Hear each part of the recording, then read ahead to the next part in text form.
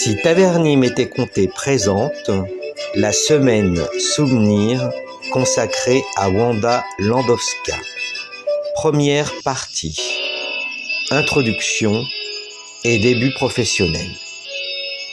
Wanda Landowska naît à Varsovie le 5 juillet 1879 et meurt à Lakeville, Connecticut, États-Unis, le 16 août 1959.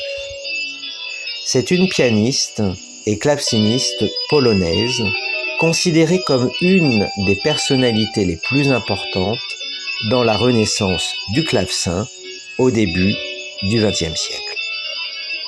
Même si ses opinions musicologiques et son attachement exclusif au clavecin Pleyel, si éloigné d'un clavecin traditionnel qu'il est parfois tenu pour un instrument distinct, sont à présent plutôt décriés, Wanda Landowska est très généralement considérée comme la première actrice majeure de cette renaissance.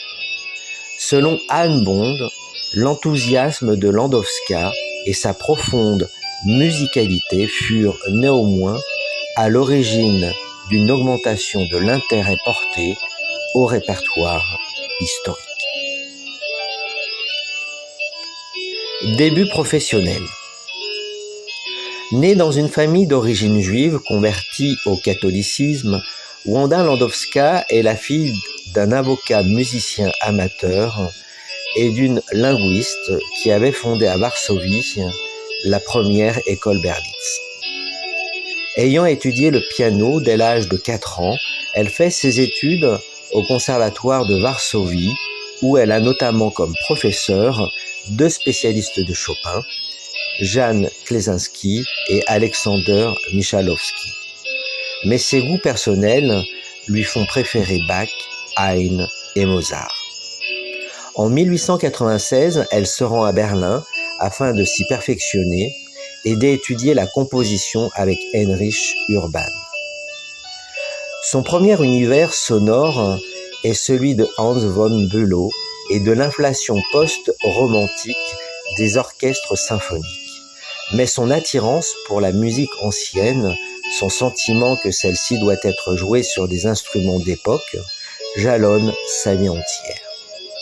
Elle va la consacrer à une résurrection de la musique ancienne et baroque à travers l'un de ses instruments majeurs, le clavecin, que l'on redécouvre depuis quelques années grâce à quelques pionniers, dont notamment Louis Diémé. En 1900, elle s'installe à Paris en tant que pianiste et épouse Henri Lou, un journaliste lui aussi d'origine polonaise.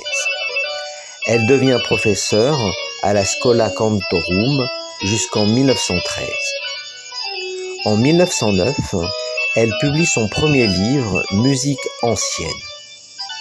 Durant cette période, elle participe à plusieurs concerts, principalement au piano, parfois au clavecin.